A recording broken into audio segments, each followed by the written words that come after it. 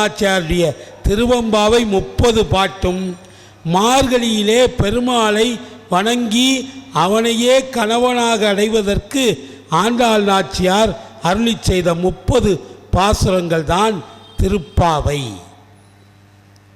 அதில் சொல்கிறாங்க, நாட்காலே நீராடி, நாட்காலேனா பிரம்ம முகூர்த்தம், நாட்காலே நீராடி மையிட்டு எழுதோம் வையத்து வாழ்வீர்கள் நாமும் நம் பாவைக்கு செய்யும் கிரியைகள் கேளீரோ.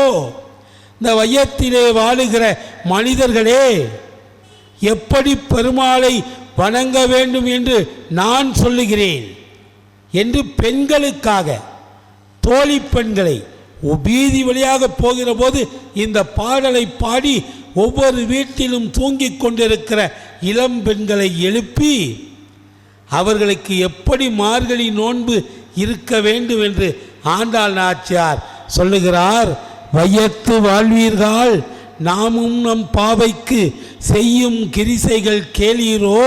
பார்க்கடலில் பைய துயின்ற பரம நடிபாடி நெய்யுண்ணோம் பாலுண்ணோம் நாட்காலே நீராடி மையிட்டு எழுதோம் மலரிட்டு நாம் முடியோம் செய்யாதன செய்யோம் தீக்குறளை சென்றோதோம் ஐயமும் பிச்சையும் ஆம்தனையும் கைகாட்டி உயுமாறெண்ணி உவந்தேலோர் எம்பாவார்.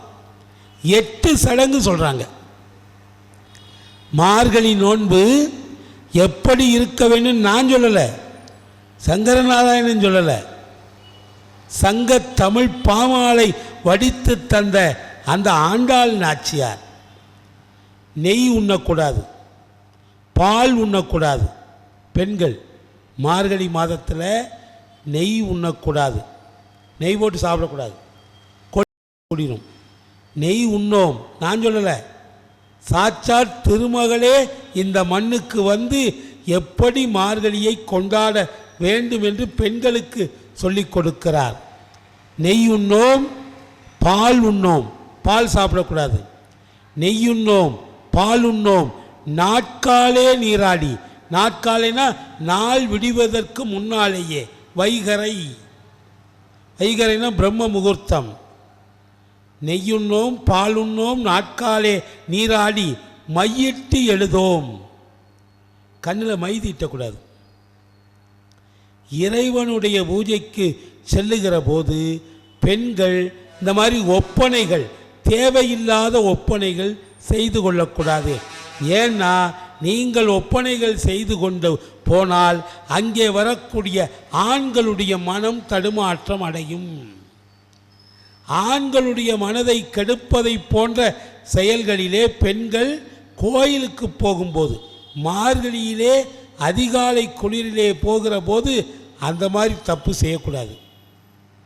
மையிட்டு எழுதோம் மலரிட்டு நாம் முடியோம். பூ கூட தலையில் வச்சுக்கக்கூடாது, பூ மங்களமானது. ஆனால் மார்கழியிலே பெண்கள் விரதம் இருக்கிற போது மலரையும் துறந்துதான் செல்ல வேண்டும். நெய்யுண்ணோம் பாலுண்ணோம் நாட்காலே நீராடி மையிட்டு எழுதோம் மலரிட்டு நாம் முடியோம் செய்யாதன செய்யோம். தேவையில்லாத வேலையை செய்யக்கூடாது. கோயிலுக்கு போகிற போது நாம் தேவையற்ற வேலைகளை தவிர்க்க வேண்டும். தேவையில்லாமல் அங்கே போய் அரட்டை அடிக்கிறதுலாம் கூடாது. நெய்யுண்ணோம் பாலுண்ணோம் நாட்காலே நீராடி மையிட்டு எழுதோம் மலரிட்டு நாம் முடியோம் செய்யாதன செய்யோம் தீக்குறளை சென்றோதோம். தீக்குறள்னா என்ன? புரணி பேசக்கூடாது.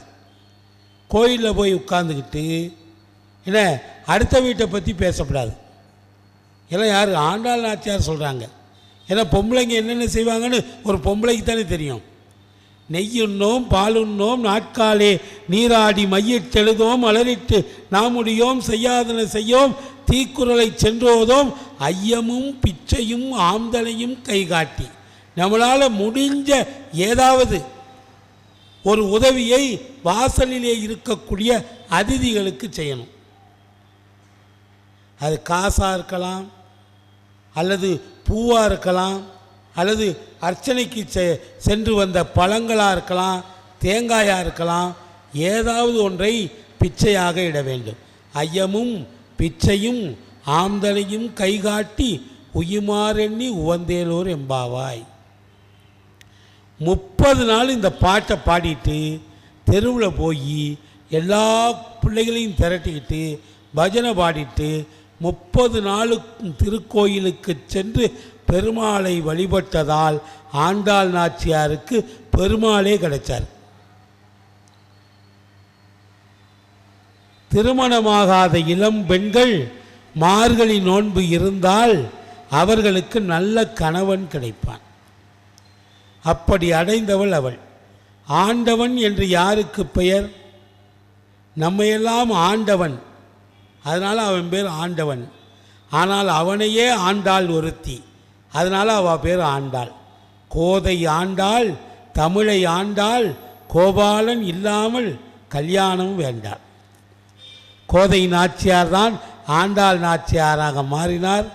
உலகத்திலேயே மிகப்பெரிய பிரம்மாண்டமான திருக்கோயில் அங்கே இருக்கிறது. அந்த கோபுரத்தின் சின்னம்தான் நம்முடைய தமிழக அரசினுடைய சின்னமாக இடம்பெற்றிருக்கிறது. அப்படிப்பட்ட மாதவனுக்குரிய மார்கழி நாளிலே குசேலர் என்கிற ஒரு அற்புதமான கிருஷ்ணருக்கு மிகவும் பாத்திரமான நெருக்கமான ஒரு நண்பன், அவனுடைய கதையைத்தான் நாம் இப்பொழுது சற்று சிந்திக்க இருக்கிறோம். அந்த காலத்தில் பள்ளிக்கூடத்தில் படிக்கிறதுக்கே இப்போ இருக்கிற மாதிரி பள்ளிக்கூடங்கள் இல்லை. இப்போ பள்ளிக்கூடங்களில் பையங்க இருக்கிற இடத்துக்கு தான் வாத்தியார் போகிறார். பையங்க ஒரு இடத்துல உட்கார்ந்துருப்பாங்க, வாத்தியார் அங்கே போவார். பையங்கள்லாம் உட்கார்ந்துருப்பாங்க, வாத்தியார் நின்றுக்கிட்டே பாடம் நடத்துவார். உட்காரக்கூடாது, வாத்தியார் நின்றுக்கிட்டே பாடம் நடப்பார். பையனுக்கு ஃபேனெல்லாம் போட்டிருக்கோம். ஒரு கிளாஸ் ரூமில் பார்த்தா 4 ஃபேன் போட்டிருக்கோம் பசங்களுக்கு. ஆனால் வாத்தியாருக்கு மேலே ஒரு ஃபேன் கூட இருக்காது. இது இந்த கால கல்வி முறை. ஆனால் அந்த காலத்தில் குருகுல கல்வி முறை என்று ஒன்று இருந்தது. அது என்ன குருகுலம் என்றால், குரு இருக்கக்கூடிய இடத்துக்கே மாணவர்கள் போவார்கள். நல்லா கேட்டுங்க, இப்போ மாணவர்கள் இருக்கிற இடத்துக்கு குரு போகிறாரு. ஆனால் குரு இருக்கிற இடத்துக்குத்தான் மாணவர்கள் போய் படித்தார்கள். அந்த பள்ளிக்கூடங்களுக்கு குருகுலம் என்று பெயர். வசிட்டருடைய இல்லத்துக்கு போய் அப்படித்தான் ராம சகோதரர்கள் எல்லாரும் படித்தாங்க. அதுலேயும் பாருங்க, அந்த குருகுலம் என்பது இப்போ பள்ளிக்கூடங்கள்லேயே சீருடை என்று வைத்திருக்காங்கல்ல, பள்ளிக்கூடம் காலேஜிலெல்லாம் சீருடை யூனிஃபார்ம். இது எப்படி வந்ததென்றால் நம்முடைய குருகுல கல்வியிலே இருந்தது. அங்கே ஆண்டி மகனும் ஒன்றுதான், அரசன் மகனும் ஒன்றுதான், ஒரே சம இடத்துல தான் உட்காரணும். ராஜா மகன் வந்திருக்காங்கிறதுக்காக அவனுக்கு சிம்மாசனம் போட்டெல்லாம் உட்காத்தி வைக்கிற வழக்கம் கிடையாது. சமத்துவம், அதுதான் கல்வியினுடைய அடிப்படை தத்துவம். எல்லாரும் ஒன்று தான். நீங்கள் தசரத மகா சக்கரவர்த்தி, தசரதன், தசம்னா 10 திசைகளிலும் ரதத்தை செலுத்தி ஒரு பராக்கிரமசாலியாக இருந்தவன். உலகத்தையே கட்டி ஆண்ட ஒப்பற்ற மன்னன். ஆனால் அவனுடைய மகன் ராமன் நடந்துதான் போனான் குருகுலத்துக்கு. தசரதன் 10 தேர் வச்சிருக்கான், 10 ரதம், அதான் தசரதன். ஆனால் ஒரு தேர் கூட தன்னுடைய 4 குழந்தைகளுக்கு அவன் தரல. ஏனென்றால் ஒரு பையன் தேரில் போய் படித்தா நடந்து போகிற பிள்ளைக்கு ஏக்கம் வந்துடும். அதனால தான் அந்த காலத்திலேயே குருகுல வாசத்தில் எவ்வளவு வசதி படைத்தவர்களாக இருந்தாலும் வண்டிகளிலேயோ தேர்களிலேயோ பிள்ளைகளை கொண்டு போகிற வழக்கம் கிடையாது. நடந்து தான் போகணும், நடந்து தான் வரணும். ஏன் சார் நீங்கள் போய் பார்த்தீங்களா? ஏன்னா இப்போ நான் யூடியூப்பில் என்னுடைய பேச்செல்லாம் நிறையா டிவியில் போடுறாங்க. இப்போ அண்மையில் ஒரு பேச்சு நடந்தது, அதில் நான் பேசினதை யூடியூப்பில் போட்டிருக்கிறாங்க. அதில் கீழே ஒருத்தர் கமெண்ட் போட்டிருக்கிறாரு, ஆமாம் இவர் போய் நேரில் பார்த்துட்டு வந்தாராக்கும். கமெண்ட்டு நக்கலாக போட்டிருக்கிறாரு. என்ன, ஆமாம் இவர் போய் நேரில் பார்த்துட்டு வந்தாரா வைகுண்டத்தில் போய் இதெல்லாம் அப்படின்னுங்கிறாங்க. இல்லை ராமாயண காலத்தில் இவர் போய் பார்த்துட்டு வந்தாரான்னு. நம்ம போய் பார்க்கணுன்னு அவசியம் இல்லை. அதை அப்படியே கம்பன் தன்னுடைய வார்த்தைகளிலே படம் பிடித்து காட்டுகிறான்.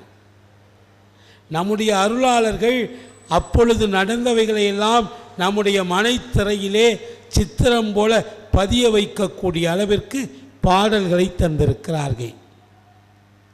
கம்பன் குருகுலத்துக்கு ராமன் செல்லுகிற போது அங்கே எதிர்படக்கூடியவர்களையெல்லாம் பார்த்து, நீங்கள் சௌக்கியமா, உங்களுடைய குழந்தைகள் சௌக்கியமா, உங்கள் வீட்டில் இருக்கிற மாடு கன்றுகள் சௌக்கியமா என்று விசாரிச்சானாம். எதிர்படும் அவர்களை எமையுடை இறைவன் முதிர் தரு கருணையால் முகம் மலர்ந்து நோக்கி, எதுவினை இடரிலை இனிதினும் மழையும். வீடு நல்லா இருக்கா, பசுக்கள் நல்லா இருக்கா, கன்றுகள் நல்லா இருக்கா, உங்கள் ஊர் நல்லா இருக்கான்னு போகிறவங்கள்ட்ட பூரா ஒரு சக்கரவர்த்தி திருமகன் விசாரிக்கிறான். போகிறவங்கள்ட்டெல்லாம் விசாரிக்கிறான்னா அவன் நடந்து தானே போயிருக்கணும். தேரில் போனால் ஒவ்வொருத்தரையும் இறங்கி விசாரிக்க முடியாது. அதை கம்பன் நாசுக்கா இந்த மாதிரி தான் கவிதைக்குள்ளே முடித்து வைப்பாங்க. எதிர்படும் அவர்களை எமையுடை இறைவன் முதிர்தரு கருணையின் முகமலர்ந்து நோக்கி, எதுவினை இடரிலை இனிதுனும் மழையும் என்றெல்லாம் விசாரிக்கிறான். அப்போ நடந்து தான் போயிருக்கிறாங்க. அதே மாதிரி உலகத்துக்கே பரம்பொருளாக இருக்கக்கூடிய, காத்தல் கடவுளாக இருக்கக்கூடிய பெருமாள் எடுத்த 10 அவதாரங்களிலே 9வது அவதாரம் கிருஷ்ண அவதாரம், 7வது அவதாரம் ராம அவதாரம், 8வது அவதாரம் பலராம அவதாரம், 9வது அவதாரம் கிருஷ்ண அவதாரம். ராமன் பிறந்தது நவமி, அதனால தான் ராம நவமி கொண்டாடுறோம். கிருஷ்ணர் பிறந்தது அஷ்டமி, அதனால தான் கோகுலாஷ்டமி. கோகுலத்திலே கிருஷ்ணன் அவதரித்த நாள் அஷ்டமி. ராமன் கோசலையின் வயிற்றிலே பிறந்த நாள் நவமி, அதனால அது ராம நவமி, இது கோகுல அஷ்டமி. அதனால தான் அஷ்டமி நவமியில் நாம் எந்த செயலும் செய்கிறதில்லை. நல்ல நாள் பார்க்க போனோம்னா, காது குத்துறதுக்கு, முடி இறக்கிறதுக்கு, கல்யாணத்துக்கு, இதுக்கெல்லாம் நாள் குறிக்க போனோம்னா அஷ்டமி நவமியை நாம் அதில் வைக்க மாட்டோம். எதற்காகனா, எப்படி மார்கழி மாதத்தை இறை நோன்புக்காக ஒதுக்கணுமோ அது மாதிரி அஷ்டமி நவமி ரொம்ப சிறப்பான நாள்கள். அது பீடையோ சூனியமோ கிடையாது.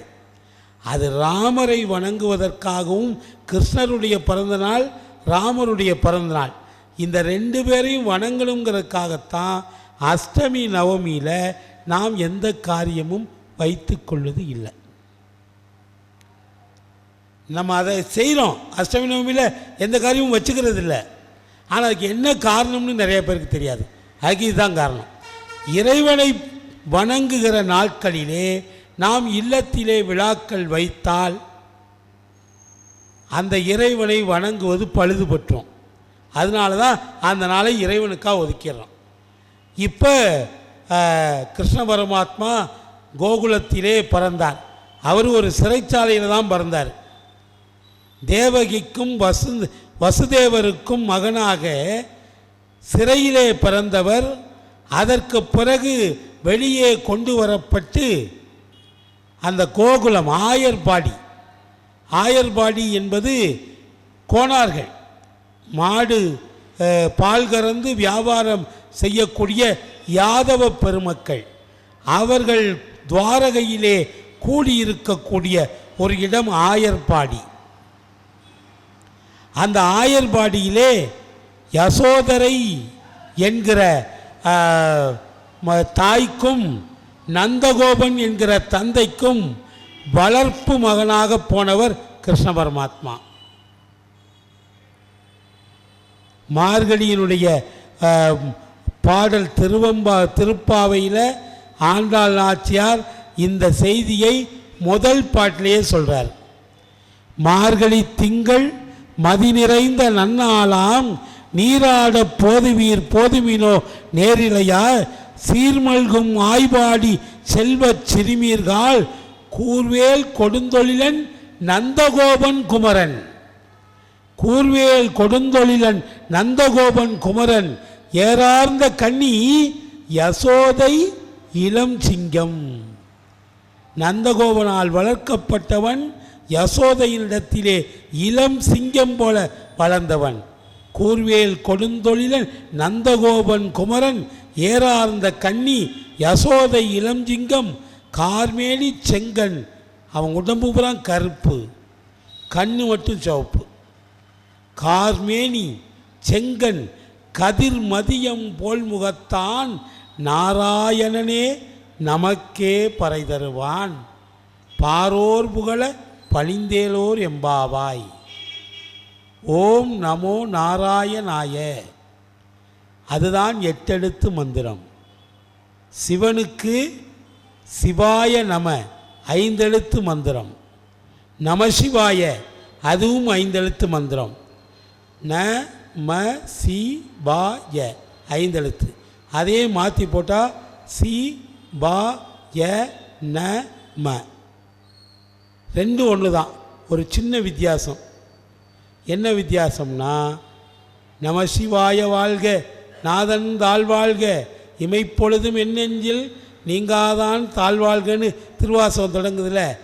நமசிவாய என்று தொடங்கினால் இந்த உலகத்தில் உள்ள இன்பங்கள் எல்லாம் நமக்கு கிடைக்கும்.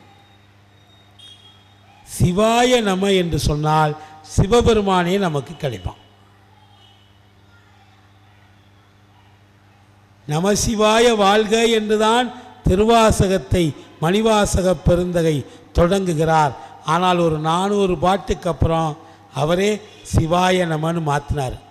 நானேயோ தவம் செய்தேன் சிவாய நம எனப் பெற்றேன் தேனாய் இந்நமுதமுமாய் தித்திக்கும் சிவபெருமான் தானே வந்து எனதுள்ளம் புகுந்து அடியனேற்கு அருள் செய்தான் ஊனாரும் உயிர் வாழ்க்கை ஒருத்தன்றே வெறுத்திடவே.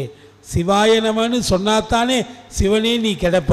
ஆனால் நான் சிவாய நம்ம சொல்லாமலே நீ கிடச்சிட்டியே அப்படின்னா என்ன அர்த்தம்? சிவாய நம்ம சொன்னால் சிவனே கிடைப்பார். அதே மாதிரி வைணவர்களுக்கு ஓம் நமோ நாராயணாய 8 எழுத்து மந்திரம். இந்த 8 எழுத்து மந்திரத்தை சொல்லுபவர்கள் எந்த விதமான கஷ்டங்களிலும் இருந்து நீங்கி பெருமாளுடைய சன்னிதானத்தை வைகுண்டபதத்தை அடைவார்கள் என்பது வைணவர்களுடைய நம்பிக்கை. ஆயர்பாடியிலே வாழ்ந்து துவாரகையை ஆண்டு மிகப்பெரிய பராக்கிரமசாலியாக கண்ணன் இருந்தான். அவன் குருகுலத்தில் போய் படித்தான்ல, அவனும் மற்றவங்க மாதிரி சாதாரணமாக மண்ணில் தான் உட்காந்து படித்தான். அப்போ அவனுக்கு ஒரு பையன் ஃப்ரெண்டு, அவனுடைய வயதிலே இருந்த ஒரு சிறுவன். அவன் ரொம்ப ஏழை குடும்பம், பரம்பரை தரித்திரியன். அவன் பேர் தான் கொசேலன். கொசேலனுக்கு 7 வயது, கிருஷ்ண பரமாத்மாவுக்கும் 7 வயது. 2 பேரும் ஒரே ஆசிரியரிடத்திலே குருகுலத்திலே தான் கல்வி கற்றார்கள். 2 பேரும் ஒரே இடத்துல தான் கல்வி கற்றார்கள். அப்போ இவன் பணக்கார வீட்டு பிள்ளை. ஆயர்பாடியிலே நந்தகோபன் அரசன். அவனுடைய மகனாக இருந்ததுனால, வளர்ப்பு மகனாக இருந்ததுனால இவனுக்கு சகல செல்வாக்கு கிருஷ்ணருக்கு. ஆனால் கிருஷ்ணர் எந்த விதமான பந்தாவும் பண்ண மாட்டார். அவர் சாதாரணமாக எல்லா பிள்ளைகளையும் ஓடி விளையாடுவார். அதுலேயும் இந்த கொசேலனோட ரொம்ப நெருக்கம், மிகுந்த நெருக்கம். அதனால் குசேலனும் அவனும் எங்கே போனாலும் ஒன்றா தான் போவாங்க, ஒன்றா தான் விளையாடுவாங்க குருகுலத்தில் இருந்த காலம் பூரா. அதிலேயும் கண்ணன் அங்கங்கே ஓடி விளையாண்டுட்டு வரும்போது காலெல்லாம் வலிக்குது அப்படின்னு ஒரு கல்லில் உட்காந்துருவான். இந்த குசேலன் அவன் வயசில் உள்ள பையன் போய், கண்ணா உனக்கு கால் வலிக்குதா, நான் உனக்கு அமுக்கி விடுறேன் அண்ணு. ஐயோ நீ அதெல்லாம் செய்யக்கூடாதுன்னா. அதெல்லாம் இல்லை, நான் உன் ஃப்ரெண்டு தானே, ஃப்ரெண்டு கால் அமுக்கி விடக்கூடாதா, உனக்கு கால் வலிக்குதுல, அதனால் நான் தான் அமுக்கி விடுவேன்னு சொல்லி முழங்கால்லேருந்து உள்ளங்கால் வரைக்கும் 2 காலையும் அமுக்கி அமுக்கி விட்டு பணிவிடை செய்யக்கூடியவன் 7 வயது குசேலன். அது மட்டுமல்ல, அவனுக்கு கண்ணன் அங்கங்கே ஓடி விளையாண்டு களைச்சி போய் ரொம்ப குறும்பு பண்ணக்கூடியவன். அதனால தான் அவனை கொண்டு போய் குருகுலத்தில் சேர்த்தாங்க. ரொம்ப களைச்சி போய் படுத்தா, ஐயோ கண்ணா நீ மண்ணில் படுக்கக்கூடாது, என் மடியில் படு என்று தன்னுடைய மடியை கொடுத்து அதிலே கிருஷ்ண பரமாத்மா தலை வைத்து படுத்திருந்தார். யார்? குசேலனுடைய மடியிலே அந்த அழுக்கு துண்டு அதைத்தான் கட்டியிருக்கார் குசேலர், அதிலே தலை வைத்துத்தான் கிருஷ்ணனை படுத்திருந்தார். அப்படி பாலிய காலத்தில் ரொம்ப சிநேகிதனாக இருந்தார்கள். அதற்கு பிறகு